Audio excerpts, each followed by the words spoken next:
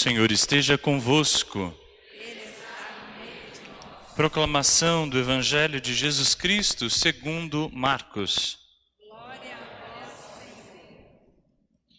Senhor.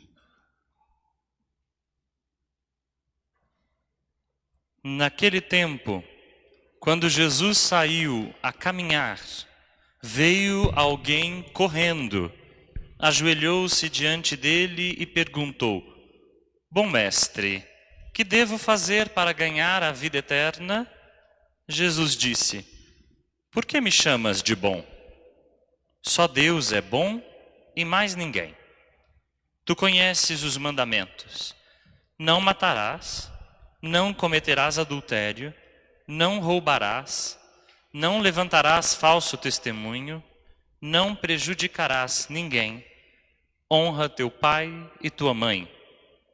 Ele respondeu: Mestre, tudo isso tenho observado desde a minha juventude. Jesus olhou para ele com amor e disse: Só uma coisa te falta. Vai, vende tudo o que tens e dá aos pobres, e terás um tesouro no céu. Depois vem e segue-me.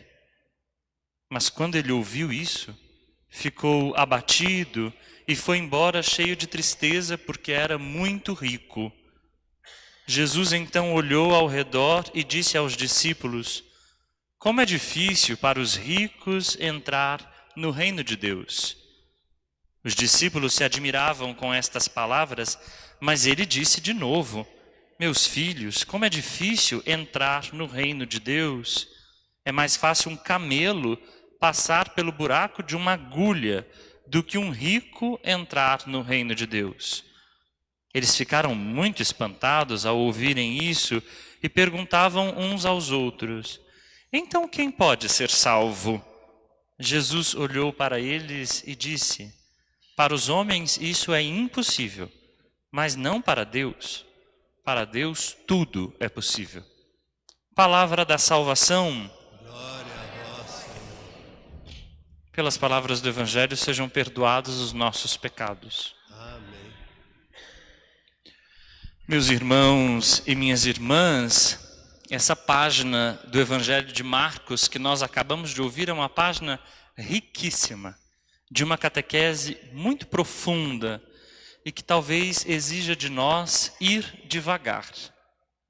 Vocês notaram que o Evangelho começa dizendo que Jesus saiu a caminhar.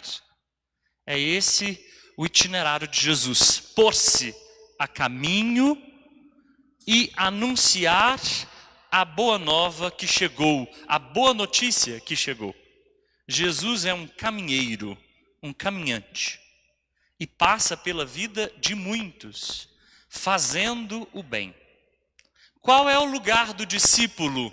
Caminhar junto com Jesus. Esse é o convite que é feito para todos aqueles que querem seguir Jesus.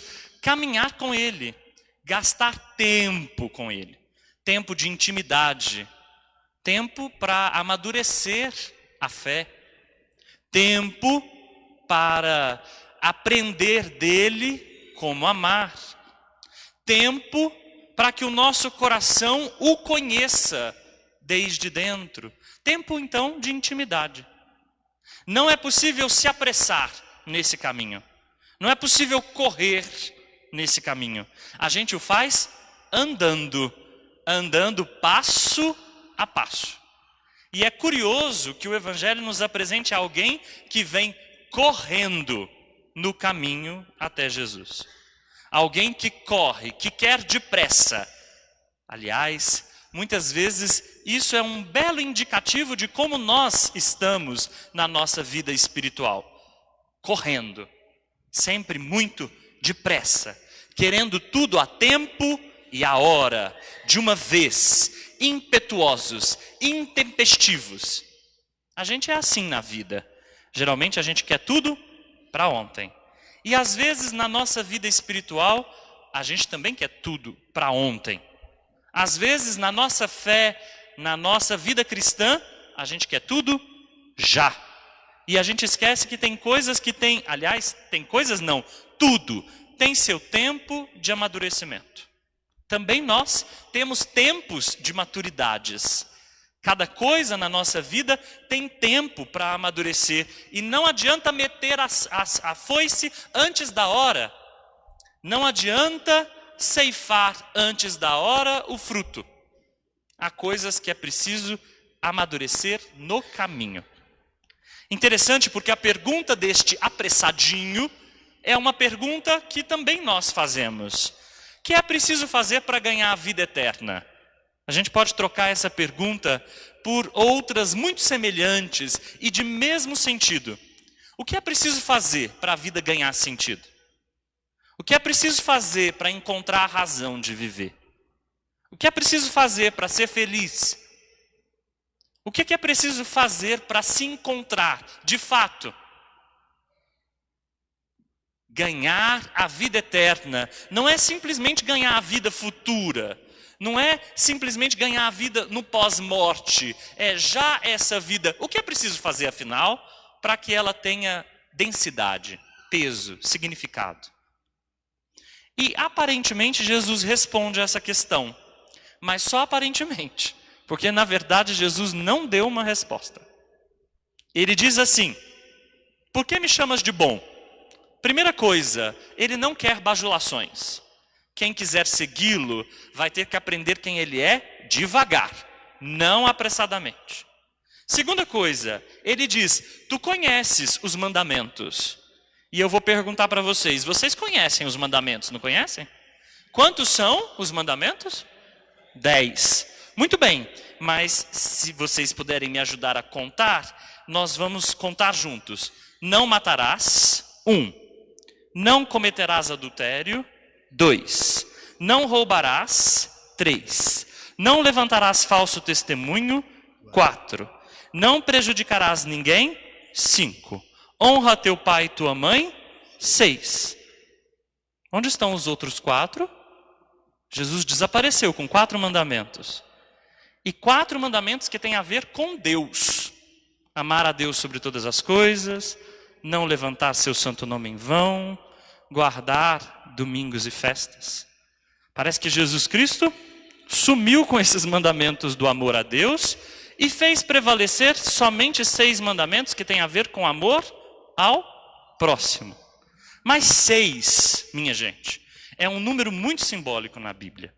6 significa aquilo que é imperfeito, aquilo que ainda não alcançou a plenitude, aquilo que ficou assim, no limite, mas não chegou lá. Muitas vezes é assim a vida religiosa e a vida espiritual.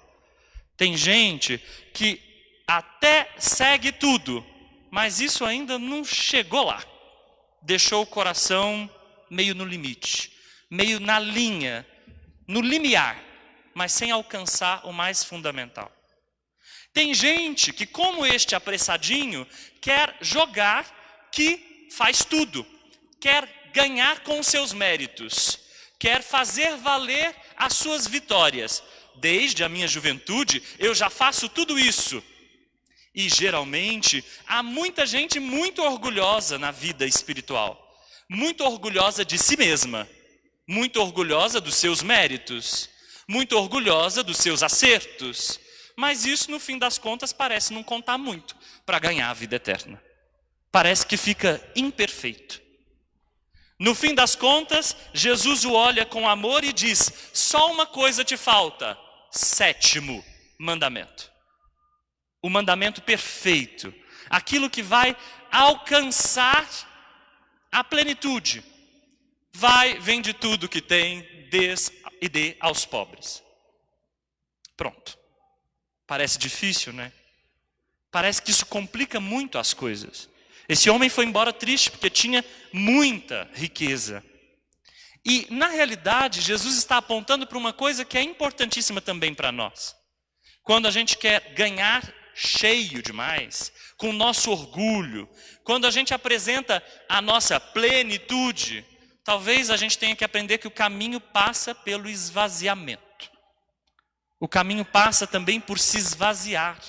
E é isso que significa aqui, dar tudo aos pobres. O caminho passa por reconhecer os vazios. Quem está cheio demais não faz caminho. Quem está certo demais não caminha. Caminho exige saber das incertezas. Caminho exige saber das dúvidas. Caminho exige saber do vazio. É no vazio que a gente aprende, inclusive, a graça de oferecer. Quem só muito tem e se aprisiona nisso, não dá, não oferece, não é pródigo. Parece que para Jesus o caminho passa então pelo esvaziamento. É só assim que se pode fazer caminho de verdade. Só uma coisa te falta: vai, vende tudo e dá aos pobres. Engraçado, porque Jesus diz que um rico dificilmente entrará no reino dos céus. Um rico dificilmente entrará no reino dos céus, tanto quanto é difícil um camelo passar pelo buraco de uma agulha. Olha, ao longo da nossa história a gente já fez isso aqui, cortou um dobrado para tentar justificar isso. A gente inventou que o camelo era um túnel, que a agulha era um túnel, que o camelo passava por esse túnel. A gente sempre dá um jeito de tentar assim amaciar a mensagem de Jesus Cristo. A gente sempre tentou dar um jeito de justificar isso e dizer assim, bom, camelo não é camelo, agulha não é agulha, tem um jeito de o rico entrar no reino dos céus. Mas a verdade é que para Jesus aqui, agulha é agulha, camelo é camelo. Não vamos nos enganar. É difícil mesmo um rico entrar no reino de Deus? É. E em que sentido? No mesmo sentido que Jesus aplica a sua mensagem de que a plenitude está em oferecer, em esvaziar-se. Alguém abastado, não dá. Alguém que não tem sede, que água quererá? Para aqueles que não têm fome, é suficiente que o reino de Deus seja alimento? Para aqueles que não têm sensibilidade, têm ouvidos, mas não ouvem, têm olhos, mas não veem, têm coração, mas não sentem, o que será suficiente? Como se moverão aqueles que não têm sede, não têm fome, não têm coração, porque têm tudo? Muito cuidado. Muitas vezes nós estamos presos ou naquilo que temos, ou naquilo que somos. Muitas vezes nós estamos muito agarrados às riquezas, ou muito agarrados aos nossos acertos e méritos religiosos. As duas coisas aqui são a mesma. E com elas, a gente não entra no reino dos céus. A gente só entra no reino dos céus fazendo caminho com Jesus, confiando a vida a Ele e confiando na vida com as suas incertezas. É só assim que a gente faz caminho. Apegados às coisas, apegados às certezas, apegados às garantias, seja dos nossos méritos, ou seja do que a gente tem, a gente não vai a lugar nenhum.